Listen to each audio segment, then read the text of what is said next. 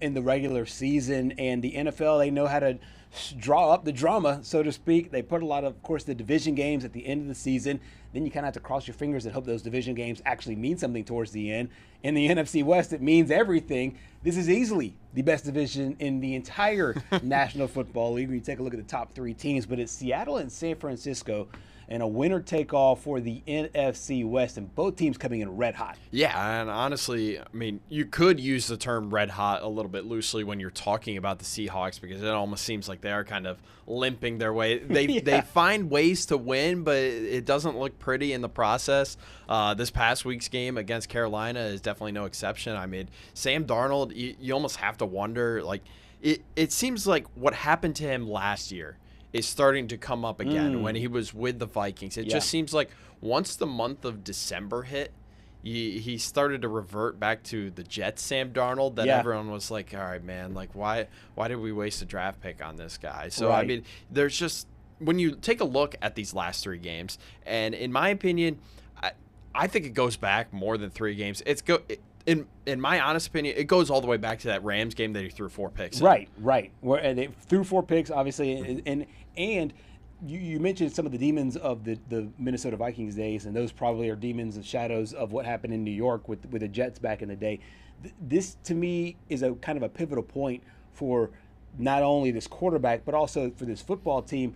I just feel like this football team is so good defensively that they could almost make up for some of the inefficiencies on offense. Yeah, and I mean, kind of like the same thing that we saw with the Vikings last year is what we're seeing with the Seahawks this year with Darnold. I mean, he doesn't play great, but they just randomly find ways to win games. And when you take a look at these last 3 games, we'll start with the Indianapolis game. All the hype on that one was around Phillip Rivers in his first game back in 4 years. But, I mean, he had a QBR of less than 40. In all 3 of these games, he had a QBR of less than 50.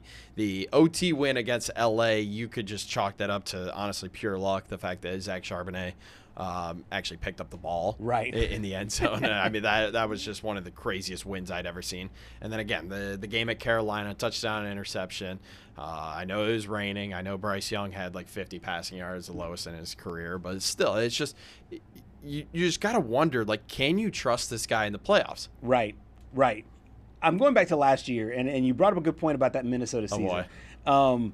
And obviously the team, they finished with 14 and 3 a year ago, or I thought it was 15 and 2. I think they both finished. Both them and the Lions finished 15 and 2. But the Lions had the head to head. Right. And so as you look back to that season and towards the end, because I knew it was bad, but I didn't know how bad it was to see if it was just a narrative because it was Sam Darnold, or if it was really as bad as we thought. His last game obviously was not very good. 18 of 41, a couple of picks in that one. A couple of sacks there in that one, and ended up with no picks in that one.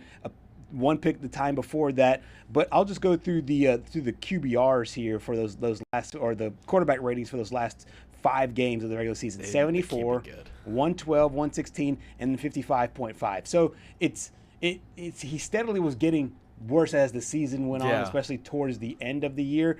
I just now find it really interesting to see, what he's going to be able to do in this matchup, considering all the woes later on in his season from a year ago. And then in the playoff game, he was obviously didn't win the playoff game, but 77.6 rating last year.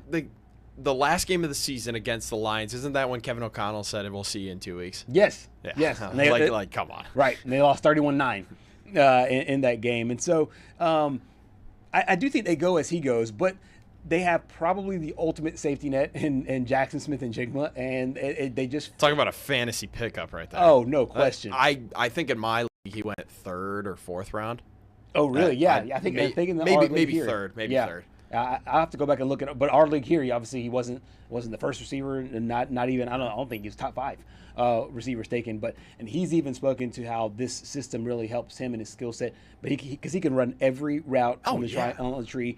You don't think of him in the same light that you think of Jamar Chase and Justin Jefferson. He's not that kind of guy, but he's so special as far as a playmaker is concerned. Well, and I also think that it's part of the success he's having is because the fact that DK went to Pittsburgh, and honestly, you could see how that worked out for both teams. DK currently suspended; he's going to be out for the last game against the Ravens. So who knows if he's going to play again this season? Because obviously Pittsburgh's got to win to make it in. And then JSN has just been such a revelation for this team. I honestly thought Cooper Kupp might have been that wide receiver one coming up from LA, but I mean JSN.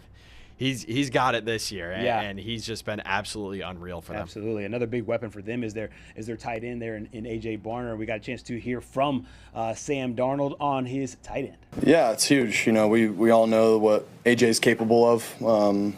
So confident in him as a quarterback. Obviously, he does a lot of stuff that people don't see, things that aren't going to show up in the stat sheet, but he does a great job, in the pass game as well when we need him to. And he stepped up in a big way for us there today. On the other side of the field is the San Francisco 49ers, and this team continues to be a revelation to me because no matter what, it just feels like they find that next guy to be able to plug in. This is a really banged-up football team, though. I really think, and I know this would never happen because you want to give out Coach of the Year awards to, different coaches every year, but I seriously think Kyle Shanahan's got to be the best coach in the NFL. No question. The fact that he's able to do this year in and year out to 2022, I think he has a system that is so quarterback friendly that it just makes me it blows my mind the fact that Trey Lance didn't end up working out. Now I know he had the big injury that basically ended his season back in 2022. But Jimmy Garoppolo thrived under his system. Nobody thought Brock Purdy was going to be anything after being Mr. Irrelevant. Right. And now I think if he didn't get hurt this year, he should be an MVP talk, especially after that game against the Bears on Sunday. What did he have? Five total touchdowns? 5 touchdowns. Goodness, man. Yeah. He's been unbelievable. And then you mentioned Mac Jones. I mean, even guys like C.J. Beathard have looked decent here in this offense. This is, to me, a complete revelation about it. It shows you the level of good coaching. If you have good coaching, especially a guy that can lead you from the quarterback position, I think that you're safe. And we're seeing that elsewhere too. We're seeing it with Ben Johnson in the Chicago Bears. We've seen it for a really long time with Andy Reid and Patrick Mahomes, obviously. But to me, I'm with you. I think that hands down he's the coach of the year. And it's without Nick Bosa. It's without Fred Warner. It's without George Kittle. And who in the world knows where Brandon Ayuk has been? A ghost. I know he had the knee injury, the torn ACL coming back from it, and he posted that, which I think is so funny when he posted him going 100 miles an hour past Levi Stadium. Yeah. What are we doing, man? The trolling is getting out of hand. It certainly is. That defense has been outstanding there as well. Kyle Shanahan talked about defensive coordinator Robert Saleh. We talk. Sal's also trying to do his job. He's trying to give them in the right call. They got a good offense. They run the ball well. They throw the ball well. Their quarterback is really good at keeping the chains going with his legs, which he did on a number of third downs. We had some opportunities to get off on third down that we hurt ourselves on. So we were trying to clean up those mistakes and didn't do it well throughout the whole game, but we finished it right at the end.